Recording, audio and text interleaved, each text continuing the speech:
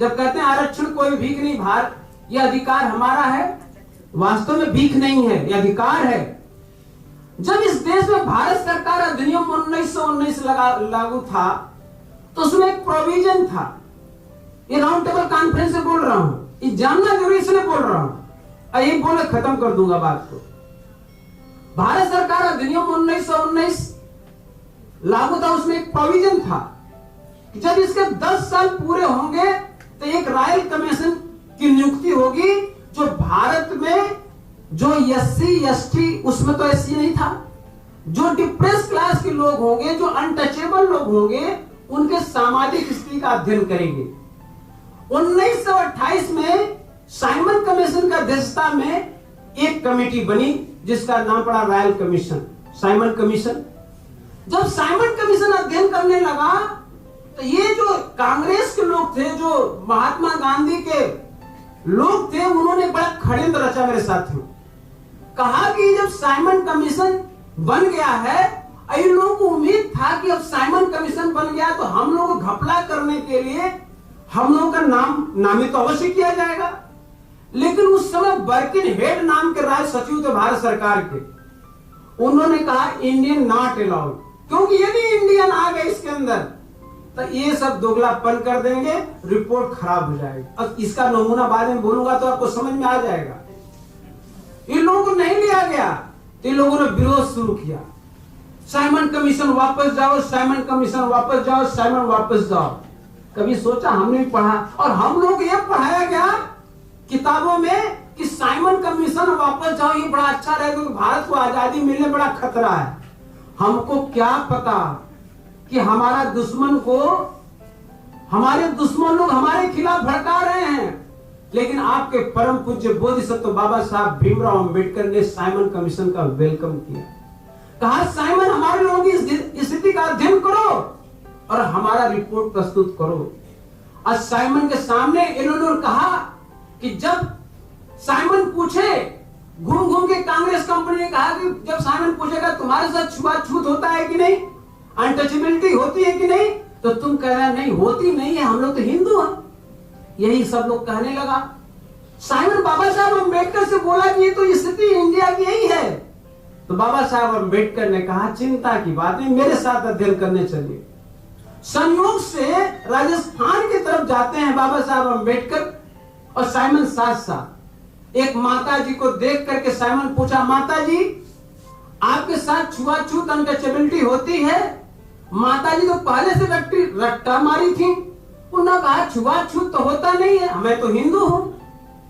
अब साइमन ने बाबा साहब अम्बेडकर तरफ देख कर इशारा किया कि यही हालात है। लेकिन बाबा साहब, साइमन का पाला पड़ा था बाबा साहब से, अब माता जी का पाला पड़ा था बाबा साहब अम्बेडकर से। अब कौन अम्बेडकर, जिसे कोलंबिया यूनिवर्सिटी में जब 300 साल में पढ़ने वाले जितने छात्र थे उसमें जब चुना गया कि प्रतिभाशाली और सबसे नंबर 1 पर कौन आएगा, तो संयोग से बाबा साहब भीमराव अम्बेडकर आए। और आए ही नहीं, ओबामा प्रशासन ने उनके मूर्ति के नीचे लिखा सिंबल ऑफ नॉलेज, ज्ञान का प्रतीक। लेकिन जरा सोचो, आज ज्ञान के प्रतीक माता सरस्वती जी को बता दिया गया। कितनी कक्षा में पढ़ी, कहां पढ़ी, आता पता कुछ नहीं, लेकिन पुजवाई दिए से पुजवाई दिए ना, मालूम कुछ नहीं। हम लोगों इतने अनाड़ी, वो जो कुछ भी कह दे, अरे वो सब गोबर को गणेश कह दिए, हम लोग पूज लिए, टट्टी को गणेश बना दिए, हम लोग मान लिए। ये हम लोग का IQ।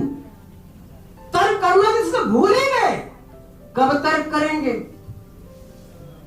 पेशाब पिवा दिया रामदेव, पी रहे हैं सब, तो क्या करोगे? क्योंकि हम अपने बुद्धि दिमाग को एकदम तो कुंठित कर रखे हैं। सेम। तो मेरे साथियों, अब आगे की बात मैं बोल रहा हूं। तो बाबा साहब अम्बेडकर ने कहा, माता जी, अब बाबा साहब अम्बेडकर ज्ञान के प्रतीक और माता जी बोल चुकी थी। बाबा साहब अम्बेडकर माता जी बहुत प्यार से बोले, बाबा साहब हमको प्यास लगी है, साइमन को प्यास लगी है, कृपया उस कुएं से पानी लाकर हम दोनों को पिला दीजिए माता जी। अब माता जी तो भूल गई पिछले बार क्या बोला है। हाथ जोड़ के बोलते बाबू मैं तो अछूत हूं, यदि मैं उस कुएं पर गई तो मुझे तो मार ही दिया जाएगा।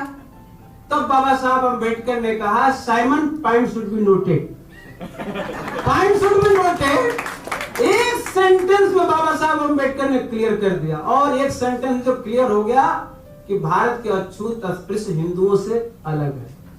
जब साइमन जाके वहां रिपोर्ट दिया रैमसे मैक्डॉवेल को, उसने जाकर रिपोर्ट दिया भारत में एक बहुसंख्यक लोग के बाद अछूत अस्पृश्य दलित हरिजन जिस भी नाम से पुकारा है सब पर्यायवाची है। आप लोग बाद में पढ़ लीजिएगा what Congress and Gandhi had done to untouchable, उसके प्राकथन को पढ़ लीजिएगा, आपको पूरा क्लियर हो जाएगा।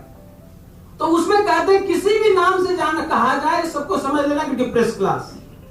वहां जाके साइमन रिपोर्ट दिया कि भारत के अछूत अस्पृश्य दलित डिप्रेस क्लास से कहा जाता वो नॉन हिंदू हैं, हिंदुओं से अलग हैं। याद रखना, यहीं से कहानी बदल जाती, यहीं से आंदोलन का रुख मुड़ जाता है और बाबा साहब अम्बेडकर का विजय पताका फहराने लगता है। यहीं से शुरुआत होता है गोलमेज कॉन्फ्रेंस, राउंड टेबल कॉन्फ्रेंस। याद रखना, जब तक आप नहीं समझेंगे आंदोलन कर ही नहीं सकते। मैं चुनौती देता हूं, इसके बाद आप लोग हमारे जब बोलने के बाद हमसे खूब जितना बहस करना कर लीजिएगा।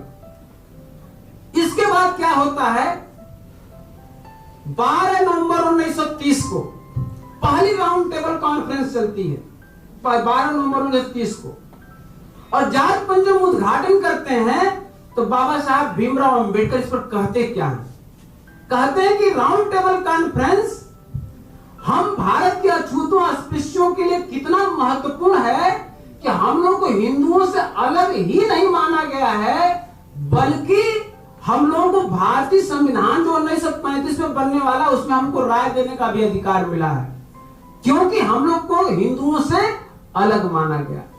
अगर इतनी बातों को समझ करके बात को करेंगे, बाबा साहब अम्बेडकर हिंदुओं से अलग मान करके वहां पहुंचे थे। और याद रखिएगा, बाबा Saheb Ambedkar round table conference में जब जाने का अवसर मिला, वो यहां से इंडिया से नहीं, सीधे ब्रिटेन से नामित किए गए थे।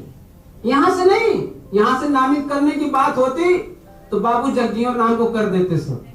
बाबा साहब को नहीं भेजते, अपना चमचा भेज देते, अपना पिट्ठू भेज देते, अपना औजार भेज देते। बात समझने की कोशिश कर रहे हैं ना आप लोग। तो उन्होंने वहीं से नामित हो गए और 2 लोग गए, श्री दीवान बहादुर श्रीनिवासन और बाबा साहब भीमराव अंबेडकर।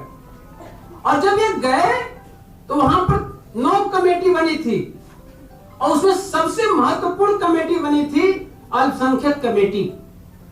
अल्पसंख्यक कमेटी के बारे में बाबा साहब अम्बेडकर बोलते हैं कि अल्पसंख्यक कमेटी को यह पावर था कि भारत में जितनी कम्युनिटी रहती है, क्योंकि सत्ता का हस्तांतरण होना लगभग तय हो चुका था और तय हो चुका था, तो जितनी कमेटी बनी उसमें सबसे महत्वपूर्ण कमेटी था अल्पसंख्यक कमेटी। अल्पसंख्यक कमेटी का काम था कि भारत में जितनी कम्युनिटी रहती है सबको प्रतिनिधित्व मिले। यहीं से रिजर्वेशन की जब बात आती है, यहीं से स्टार्ट हो जाता है कि सबको एडुकेट रिप्रेजेंटेशन मिले। भारत में जितनी कम्युनिटी रहती हैं, हिंदू, मुस्लिम, सिख, ईसाई, बौद्ध, आपके नॉन हिंदू। जब बाबा साहब अम्बेडकर, और याद रखिएगा मॉन्टेग्यू जेम्स फोर्ड के रिपोर्ट के आधार पर उन्होंने भारत सरकार अधिनियम 1919 बना था, उसमें हम लोगों को मान लिया गया था कि हम लोग अल्पसंख्यक है। याद रखिएगा, मान लिया गया था कि हम लोग अल्पसंख्यक है, लेकिन हम लोगों को अधिकार संवैधानिक नहीं मिला था। तो 20 नवंबर 1930 को बाबा साहब अम्बेडकर ने स्पष्ट कहा गोलमेज राउंड टेबल कॉन्फ्रेंस में कि हम भारत में हिंदुओं द्वारा सताए जा रहे हैं, एक स्पष्ट भी बोला। और बाबा साहब अम्बेडकर ने रैमसे मैक्डॉवेल से सवाल किया कि ब्रिटिश गवर्नमेंट कृपया मुझे यह बताएं कि आपके शासन काल से पहले मुसलमानों का शासन काल था, क्या हम लोगों को सरकारी नौकरी मिल रही थी? उत्तर नहीं। क्या हम लोगों को सैनिक में नौकरी मिल रही थी? उत्तर नहीं। क्या हम लोग को मंदिरों में प्रवेश था? उत्तर नहीं। क्या हम लोग को सार्वजनिक तालाब पूछो पानी पीने का अधिकार था? उत्तर नहीं। तब बाबा साहब अम्बेडकर ने ब्रिटिश प्रधानमंत्री के मुंह पर और उसके सामने स्पष्ट कह दिया बाबा साहब ने कि आपने हमारी सामाजिक व्यवस्था को ज्यों का त्यों अपना रखा है, क्योंकि आपका एकमात्र मकसद है कि अपने अस्तित्व को बनाए रखना है इंडिया में।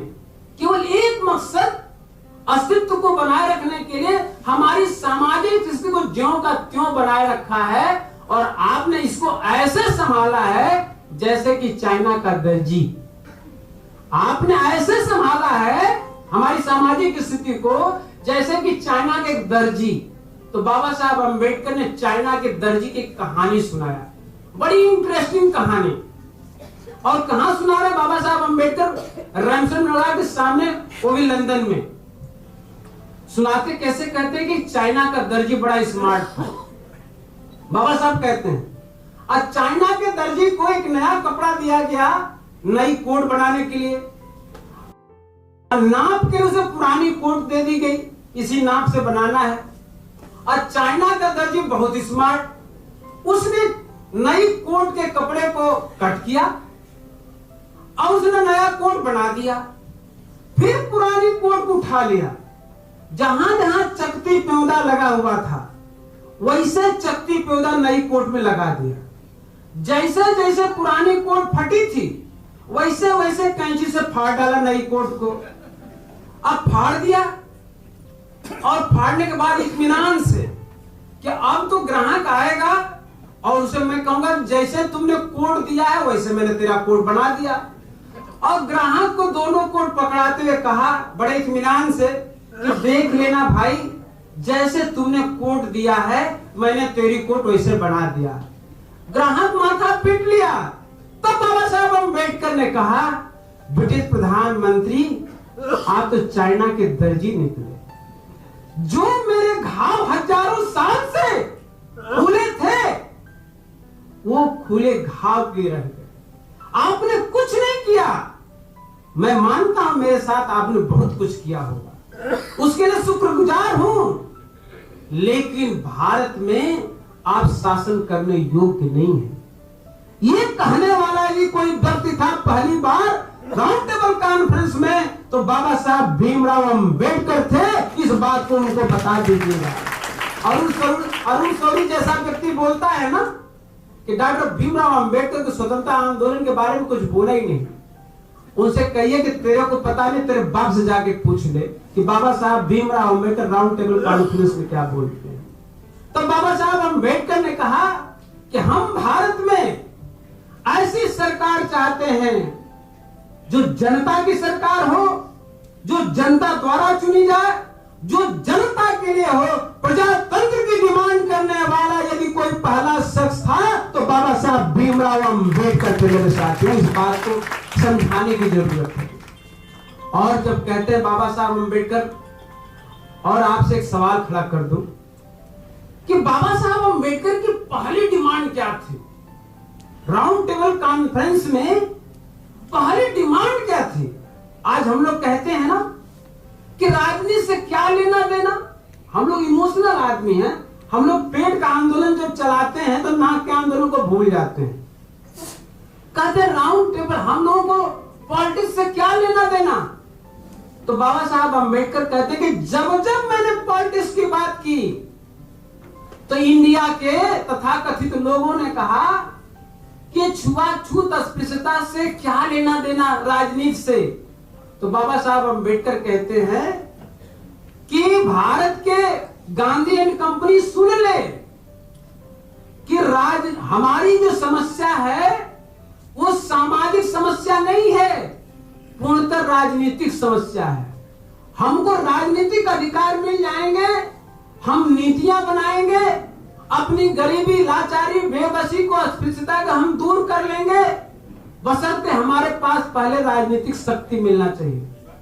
और राजनीतिक शक्ति के लिए बाबा साहब अंबेडकर ने पहली डिमांड किया। और उन्होंने यह भी संकेत दे दिया कि मैं मानता हूं कि भारत में स्वायत्त शासन प्रणाली का जब हस्तांतरण होगा तो हमारे साथ जुर्म ज्यादती होगा, लेकिन कहा कि लेकिन हमारी समस्याओं का सारा निराकरण यदि होना है तो राजनीति से होगा।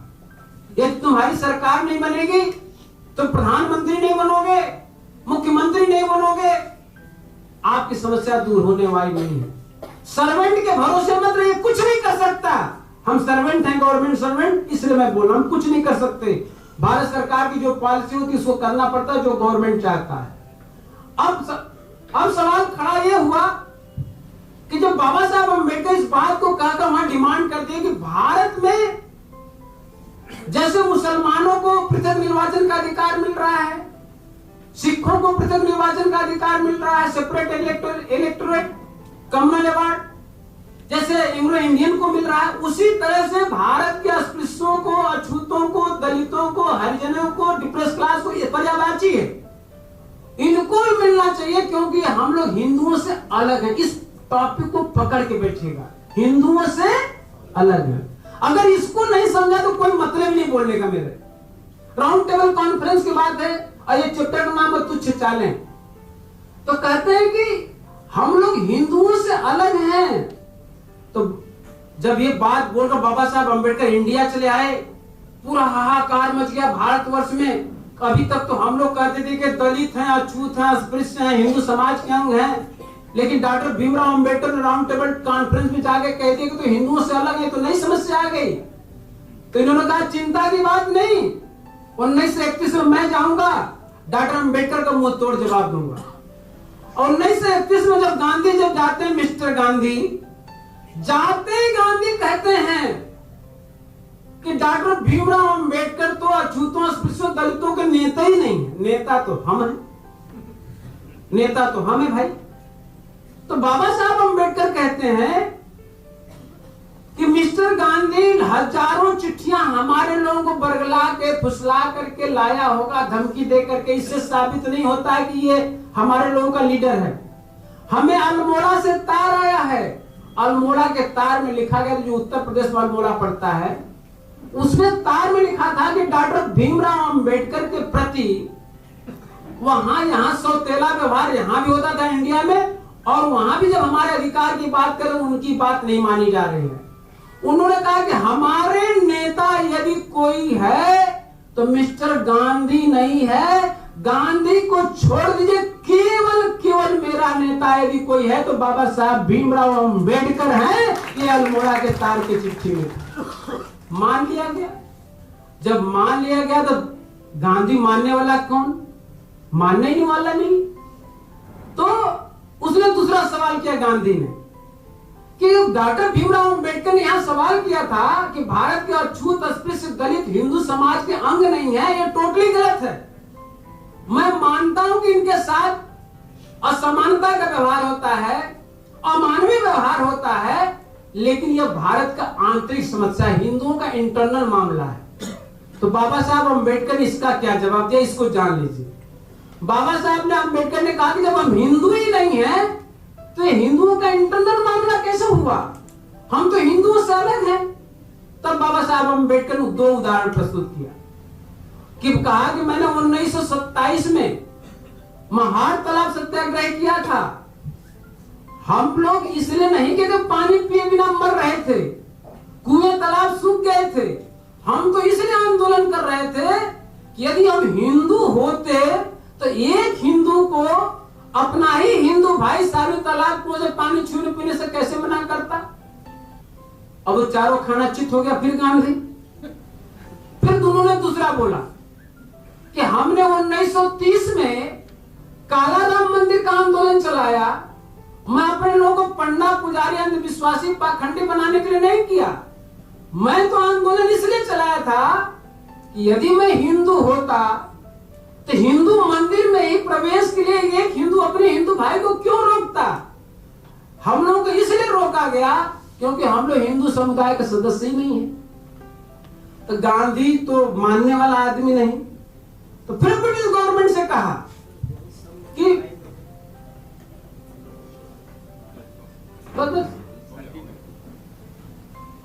फिर उन्होंने कहा कि ये जो बात है, ये जब ये भी तो उन्होंने कहा कि देखिए मैं मुसलमानों को और सिखों को राजनीतिक अधिकार, पृथक निर्वाचन अधिकार देने के लिए सहमत हूं, लेकिन अछूतों, अस्पृश्यों को कदापि नहीं। क्यों? क्योंकि इससे सदा सदा के लिए हिंदुओं से अलग हो जाएंगे, इसलिए मैं ऐसा होने नहीं दूंगा। तब बाबा साहब अम्बेडकर के सामने एक और विकल्प था कि किस आधार पर हम लोगों को हिंदू कहा जाता है। इस पॉइंट को आपको समझना बड़ा जरूरी है। किस आधार पर हम लोग को हिंदू कहा जाता है। तब बाबा साहब अम्बेडकर ने वास्तविक मुद्दे वाले उसी चैप्टर में लिखते हैं, कहते हैं कि यदि हमारे अस्पृश्यों, अछूतों, दलितों की व्याख्या हिंदुओं की वर्ण व्यवस्था और अस्पृश्यता के आधार पर किया जाएगा तो प्रत्येक डिप्रेस क्लास का आदमी अपने को हिंदू होने से इनकार कर देगा। लेकिन उपासना पद्धति के आधार पर देखा जाएगा तो हो सकता है कि कोई कहते कि ये हिंदू है। अब जैसे राम की, कृष्ण की, हनुमान की पूजा वे लोग भी करता है, हिंदू लोग भी करता है, हम लोग भी कर लेते हैं। तो बाबा साहब अम्बेडकर कहते हैं कि यदि हम लोग कर लेते हैं तो हम लोग को समान धर्मी कहा जाता है। हम लोग समान धर्मी हैं। तो बाबा साहब अम्बेडकर समान धर्मी किसे कहते हैं? तो बाबा साहब अम्बेडकर ने कहा समान धर्मी उसे कहा जाता है जो किसी वर्ग विशेष द्वारा किए जाने वाला पूजा पद्धति में दूसरा वर्ग जो प्रतिभाग करता है, वो प्रतिभाग करने वाले को समान धर्मी कहा जाता है। इसी पॉइंट पर पूरा क्लियर हो गया। अब जैसे उदाहरण में दे दूं कि जैसे अजमेर शरीफ कोई गया होगा इसमें से, तो वहां पर भी जो कोई दूर से देखेगा तो समझेगा सब मुसलमान आ रहे हैं, क्योंकि यहाँ पर भी तौलिया लगा लेंगे, जाकर अपना चादर चढ़ाएंगे। तो बाबा साहब अम्बेडकर की बात मान ली गई और लास्ट में 17 अगस्त 1932 को 17 अगस्त 1932 को हम लोगों को हिंदुओं से पृथक मानते हुए कम्युनल अवार्ड ब्रिटिश गवर्नमेंट ने कर दिया। यहीं से हम लोगों को आरक्षण का अधिकार मिल गया, यहीं से हम लोगों को प्रतिनिधित्व का अधिकार मिल गया, यहीं से सेपरेट इलेक्टोरेट का अधिकार मिल गया। और मिला कब? 17 अगस्त 1932 को, क्योंकि हम लोगों को नॉन हिंदू माना गया। यदि हिंदू मान लिया गया होता तो हम लोगों को आज जो जितना बढ़िया ढंग से चेयर पर बैठ करके बड़े हॉल में बैठक कर रहे हैं, ये संभव नहीं था। इसलिए संभव हुआ कि हम लोग को नॉन हिंदू माना गया। इसी आंदोलन को बढ़ाते हुए, इसी आंदोलन को आगे बढ़ाते हुए बाबा साहब अम्बेडकर ने आज जो पूरा आंदोलन लड़ाई लड़ी जा रही है कि बाबा साहब अम्बेडकर ने हम लोग को बौद्ध धर्म का मार्ग दिया। अब मेरे साथियों एक बात कहते हुए बात को समाप्त कर रहा हूं कि जब हम लोगों को मिल गया पूरा अधिकार तो इसका विरोध कौन कर रहा था, ये भी तो जानना जरूरी है। जब हमको 17 अगस्त 1932 का पूरा अधिकार मिल गया, इसका विरोध कौन कर रहा था? मिस्टर गांधी। अब क्यों? ये भी जानना जरूरी है। गांधी ने 18 अगस्त 1932 को एक चिट्ठी लिखे, जब 17 अगस्त को हम लोगों को अधिकार मिला, कि ब्रिटिश प्रधानमंत्री में तो पहले कहा था कि यदि आप अछूतों को, अस्पृश्यों को अधिकार देंगे, रिप्रेजेंटेशन देंगे, तो हम आमरण अनशन करेंगे, लेकिन आप फिर भी दे दिए। और इससे मैं इसलिए इसका विरोध करता हूं कि ये सदा सदा के लिए हिंदुओं से अलग हो जाएंगे। लेकिन याद रखिए साथियों, एक चिट्ठी का और जिक्र मैं कर देता हूं। 8 सितंबर 1932 को जो चिट्ठी आती है ब्रिटिश सरकार की मिस्टर गांधी को, वो चिट्ठी में लिखते हैं कि मिस्टर गांधी, आपने 11 मार्च 1932 की चिट्ठी लिखा, उसको भी मैंने पढ़ा। आपने 18 अगस्त 1932 को चिट्ठी लिखा, उसको भी मैंने पढ़ा। आपकी चिट्ठी पढ़ने के बाद मुझे बहुत अफसोस हुआ और मैं आश्चर्यचकित भी हुआ। लगता है कि आपने गलत फहमी में चिट्ठी लिख दिया है। अछूतों को, दलितों का कल्याण तभी होगा जब उन्हें सेपरेट इलेक्टोरेट मिलेगा, जब उन्हें अपना नेता चुनने का मौका मिलेगा। यह तभी संभव है जब उनको कम्युनल अवार्ड उनको मिले, और जो मैंने दिया उसका आप स्वागत करिए। और रही बात वापसी का, मैं पृथक निर्वाचन का अधिकार वापस नहीं ले सकता, संशोधन नहीं कर सकता। यदि संशोधन, परिवर्तन, वापसी कोई कर सकता है तो डॉक्टर भीमराव अंबेडकर कर सकते हैं। ये बाबा साहब को 8 अगस्त सितंबर की चिट्ठी में। लेकिन इन्होंने आमरण अनशन किया। आमरण अनशन क्यों किया? इस चीज को आप जानिए, उसी गोल्डमैन में लिखा हुआ है, हम लोग का अधिकार छीनने के लिए। कुछ लोग ये कहते हैं कि आरक्षण कोई भीख नहीं, ये पूना पेट का वादा है। ये टोटली गलत है। पूना पेट का वादा नहीं है। पूना पैक्ट में हम लोग का सेपरेट इलेक्टोरेट छीना गया है और हम लोगों को जो अधिकार मिला वो 17 अगस्त 1932 को मिला। मेरे साथियों, इसलिए हम लोगों को अपनी पूरी बात को समझने के लिए गोलमेज सम्मेलन को समझना पड़ेगा। और एक चीज बात को कहते हुए बात को विराम देने जा रहा हूं। जब इस चीज को जब पढ़ा बहुजन नायक मानवर कांशीराम साहब ने, तो एक घटना घटी 1966 में पूना में, बंबई में। एक घटना क्या घटी, हमारे आरपीआई के लोगों ने ये मान लिया, एक बैठक हुई पूना में, उस पुणे के बैठक में उन्होंने कह दिया कि हम लोगों को बाबा साहब अम्बेडकर का विचार तो अच्छा है। याद रखिए, आज हम लोग कहते हैं बाबा साहब अम्बेडकर हमारे भगवान हैं, हमारे देवता हैं, हमारे मसीहा हैं, कह तो दिया, फिर गणपति बप्पा मोरिया। अरे यार, जब तुम कह रहे मेरे भगवान हैं, मेरे ईश्वर हैं, सब कुछ है, फिर सोमनाथ मंदिर क्यों जाता है? फिर गणपति बप्पा का मोरिया का नारा क्यों लगाता? आप ये लोग सोच रहे कि क्यों ऐसा मैं बोल रहा हूं। मैं गया था कोल्हापुर, और कोल्हापुर बहुत संगठित मैं गया, तो मैं सोचा कि कोल्हापुर में चूंकि चाह रहा हूं, चूंकि कोल्हापुर तो छत्रपति साहू जी का स्टेट रहा है, और मैं वहां पर जहां पर मुझे डिनर मेरा लंच था, तो मैं देख रहा हूं एक तरफ बाबा साहब, एक तरफ लंबोदर साहब। तो हमको समझ में नहीं आया कि आखिर एक ही घर में अम्बेडकर वादी भी है, एक ही घर में लंबोदर वादी भी है। तो हमको नहीं समझ, तो लोगों ने कहा कि जय जय जय जय भीम का नारा लगाने वाला भी यही तेज नारा लगाता, गणपति बप्पा मोरिया वाला भी यही है। तो मुझे बड़ा दुख हुआ। इसलिए मैं इस बात को बोलता हूं कि जब एक बार तुमने बोल दिया कि जय भीम का नारा लगा दिया, तो तुम्हें किसी भीम का फिर किसी का नारा लगाने की आवश्यकता नहीं है। तो मेरे साथियों, 1966 की घटना का जिक्र करके अपनी बात को रोकने का कोशिश कर रहा हूं। 1966 में जब आरपीआई के लोगों ने कह दिया कि हम बाबा साहब अम्बेडकर का विचार तो बहुत अच्छा है, लेकिन कामयाब हो सकत नहीं। बाबा साहब अम्बेडकर का विचार बहुत अच्छा है, लेकिन कामयाब हो सकत नहीं। सब्सक्राइब करें आपके अपने चैनल समता आवाज टीवी को, बेल आइकन दबाना ना भूलें, सबसे पहले हमारी वीडियो देखने के लिए।